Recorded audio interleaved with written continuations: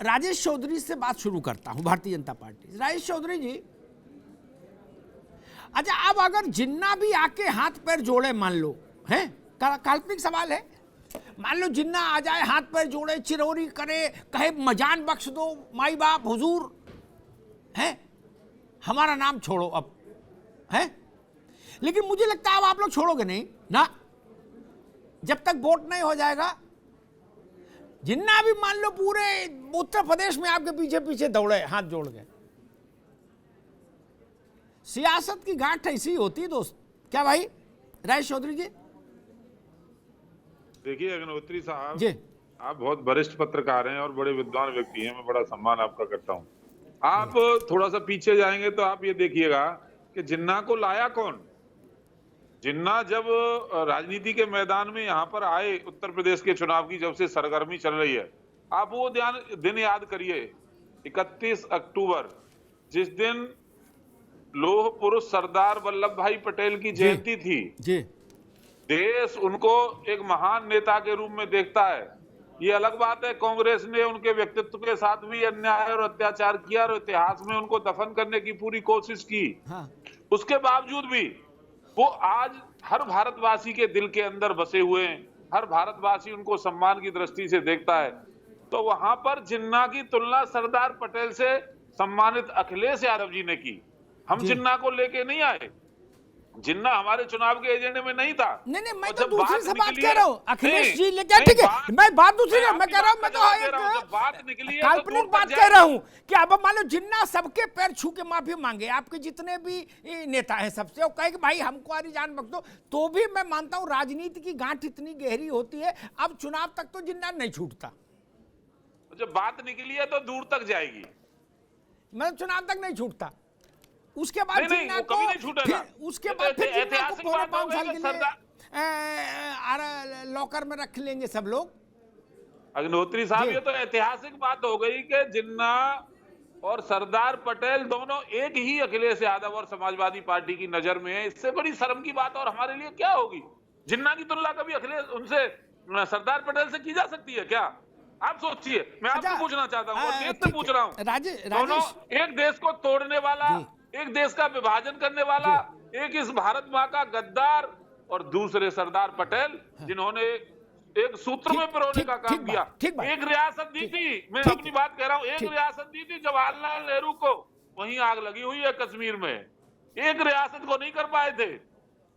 तो यदि सरदार पटेल नहीं होते तो भारत का क्या रूप होता, कोई नहीं जानता था। ठीक है, जमीयत उलेमा हिंद जो है बड़ी संस्था है, बहुत पुरानी संस्था है, उसके मौलाना महमूद मदनी कल मेरे साथ थे लखनऊ में एक कार्यक्रम में।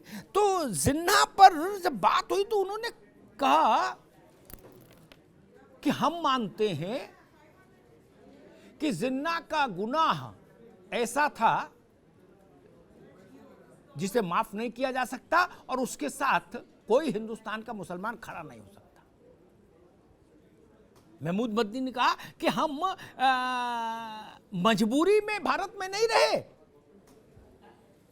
हम इच्छा से भारत में रहे हैं, चुनाव करके रहे हैं, और जो जिन्ना वाले थे वो तो चले गए, इसलिए जिन्ना अभी इर्रिलेवेंट है मेरी नजर में। जिनको जिन्ना से मोहब्बत थी, इश्क था, वो जिन्ना के साथ चले गए। जो जिन्ना के मुखालिफ थे वही तो हिंदुस्तान में रहे, तो अब जिन्ना कहां? खैर, फखरुल हसन बात थोड़े ह्यूमर टच वाले सवाल से शुरू करते हैं, बहस आगे बढ़ेगी तो कड़े सवाल आते रहते हैं। अच्छा, आप लोगों को लगता होगा कि गुरु पता नहीं किस मुहूर्त में जिन्ना का नाम ले दिए है, गले में सांप पड़ गया, अब वो निकाले नहीं निकल रहा, मरा सांप गले में पड़ जाए तो क्या करें? नहीं, ऐसा कभी फील होता है, ऐसी कोई भी फीलिंग आती है फखरुल हसन? देखिए अग्निहोत्री जी, आप बहुत वरिष्ठ पत्रकार हैं। आपने अगर आदरणीय अखिलेश जी का पूरा सुना होगा तो भारतीय जनता पार्टी के मित्र कह रहे थे कि सरदार पटेल जी से तुलना की। हमने तो कहीं नहीं सुना कि सरदार पटेल से तुलना की।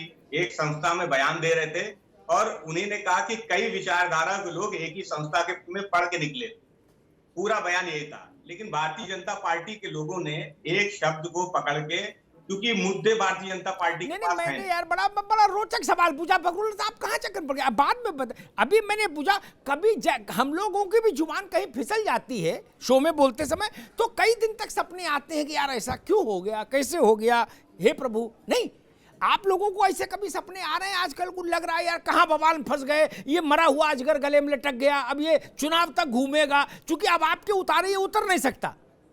आप हमें तो सब उतारना कितना भी चाहो, अब जिन्ना का अजगर नाम का अजगर जो आपके गले में पड़ा है, ये भैया मतदान से के आखिरी क्षण तक नहीं उतरेगा, लिख लो। क्या? देखिए, चाहे साबुन से नहाओ और चाहे गंगा में नहाओ।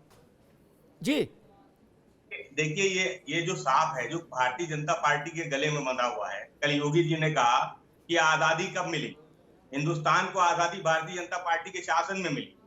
तो जिन लोगों को आजादी ही भारतीय जनता पार्टी के शासन में मिली हो, वो क्या सरदार पटेल की बात करेंगे? आप तो आजादी के दीवाने, आजादी के शहीदों का अपमान लगातार कर रहे हैं। योगी जी कल एक कार्यक्रम में कहते हैं कि असली आजादी तो आपको भारतीय जनता पार्टी के शासन में मिली हो। तो ये जो लगातार सरदार पटेल का अपमान कर रहे हैं, गांधी जी का अपमान कर रहे हैं, ये लोग क्या बताएंगे कि जिन्ना के बारे में आदरणीय अखिलेश यादव जी ने क्या कहा था? आदरणीय अखिलेश यादव जी ने तो जिन्ना के कहीं महिमा मंडल नहीं किया। वो तो इतनी बात कर रहे क्या हैं। पूछ रहा हूं महाराज फखरुल हसन, मैंने तो इस बहस में मैं पढ़ ही नहीं रहा क्या कहा नहीं कहा। मैं कह रहा हूं आपके पार्टी के जिस्म से जो जिन्ना चिपक गया है, अब ये ना धोए से हटे, ना उबटन लगाने से हटे, ना फेशियल कराने से हटेगा भाई साहब। ठीक, अब तो ये चुनाव तक आपके जिस्म में, पार्टी के जिस्म में पैवस्त रहेगा, चाहे आप शीर्षासन करो और चाहे आप भुजंगासन करो। मैं ये पूछ रहा हूं, इसमें कहीं आप लोगों को ऐसा फील होता है कि हाँ कुछ गड़बड़ हो गया? जी अमिताभ, भारतीय जनता पार्टी के जो मुद्दे उनसे चिपक गए हैं, जिनको हटाने के लिए कभी आजादी की बात होती है कि आजादी मिली और कभी जिन्ना की बात होती है, वो मुद्दे ये नहीं है। मुद्दे ये है कि आज किसान सड़कों पर बैठा हुआ है, आपके कृषि कानून वापस लेने के बाद भी वो घर जाने को तैयार नहीं है, क्योंकि आपको उसमें विश्वास नहीं है। आज महंगाई मुद्दा है, महंगाई भारतीय जनता पार्टी से चिपक गया है, जो उनसे हटने का नाम नहीं ले रहा। आज बेरोजगारी मुद्दा है कि बेरोजगारी ठीक है फखरुल, मैं कांग्रेस को भी बहस में ले आऊं, उसके बाद भारतीय जनता पार्टी सवाल पूछेंगे तो वो आपको जवाब देंगे, वो विषय उनका भारतीय जनता पार्टी का। मैं त्रिपाठी जी, आप रुको भाई, रुको, अभी रुको दोनों लोग। त्रिपाठी जी, एक मुझे ऐसा लगता, हो सकता है मेरी समझ गलत हो, बीजेपी और समाजवादी पार्टी, अच्छा शायद कुछ तकनीकी समस्या है त्रिपाठी जी के, वरना मैं त्रिपाठी जी के लिए एक सवाल ये सोच रहा था कि बीजेपी और कांग्रेस ने, बीजेपी और समाजवादी पार्टी, इन दोनों ने मिलकर अगर एजेंडा इसी पर सेट कर दिया जो डिबेट आजकल चल रही है, तो मेरा तजुर्बा ये कहता है उससे सबसे ज्यादा नुकसान उठाएगी कांग्रेस और बसपा।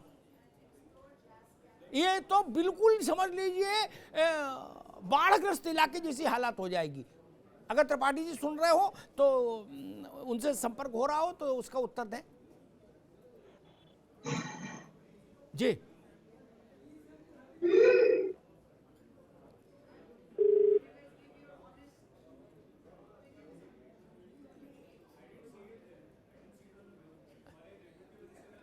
अच्छा त्रिपाठी जी कुछ तकनीकी दिक्कत है। अच्छा ये फखरुल हसन, मेरी आवाज आ रही है आप तक? भाई आ रही है, आपको मेरी आवाज आ रही है त्रिपाठी जी? बिल्कुल बिल्कुल, मैं बोलता हाँ, हूं। तो बस मैंने बताइए। आपका प्रश्न सुन लिया अमिताभ जी। मैंने सवाल अमिताभ जी, पूछा, मैं सुन ये लिया सवाल। मैंने सवाल जी, पूछा, आपका सवाल। अगर सपा और भाजपा जिस लाइन पर जा रहे हैं उसी पर एजेंडा सेट हो गया चुनाव का, तो उसके सबसे बड़े नुकसान उठाने वाले दो दल होंगे, कांग्रेस और बसपा।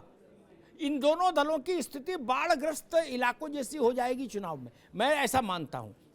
जी माफी चाहते हुए अमिताभ जी, आपकी इस बात से मैं सहमत नहीं हूं। दरअसल इस समय देश जिस संक्रमण के दौर से गुजर रहा है, वहां पर आज ये देश देख रहा है कि ये मुद्दे चुनाव के लिए लाए जा रहे हैं जिनका जमीनी धरातल से कोई लेना देना नहीं है। जिन्ना भारतीय मुसलमानों के खलनायक थे, खलनायक हैं और खलनायक रहेंगे। भारतीय मुसलमान अपने आप को जिन्ना के साथ जोड़ता ही नहीं है। भारतीय मुसलमान अपने आप को मौलाना अबुल कलाम आजाद साहब से जोड़ता है, खान अब्दुल गफ्फार खान से जोड़ता है। और जब यह विभाजन की राजनीति चल रही थी, कांग्रेस ने मौलाना को इसीलिए आगे किया था, और जब भी बहस होती थी तो मौलाना कहते थे मुस्लिमों के रहनुमा जिन्ना तुम ही नहीं। त्रिपाठी जी एक बात बताएं आपको, आप कहते हो, अब तू कहता है कागज लेखी, मैं कहता हूं आंखन देखी, है ना। आपकी मजबूरी हो तो ना बोलो, अलग बात है, लेकिन हम उत्तर प्रदेश ठीक से जानते हैं, ठीक है ना। जब चुनाव सिर्फ पिछले चुनाव उठा के देख लीजिए, तब ये सब भाषण तब भी थे जिंदा ना, मिसालें किताबें रसाले तब भी थी। जब ये चुनाव राष्ट्रवाद और चचा जान पर आके टिकेगा, राष्ट्रवाद और अब्बा जान पे आके टिकेगा, सबसे पहले आप और बसपा साइड हो जाएंगे, कहीं दिखाई नहीं देंगे उस लड़ाई में। ये बात आपको समझ नहीं आ रही। आप मौलाना अब्दुल कलाम आजाद की किताब और फोटो दोनों लेके घूमते रहिएगा नजीबाबाद में, उससे वोट मिलेगा क्या? नहीं ना। अगर मौलाना कलाम की वोटों पर वोट मिलता होता तो कांग्रेस सरकार से उत्तर प्रदेश से कहां से चली थी और कहां आ गई 6% वोट पर। त्रिपाठी जी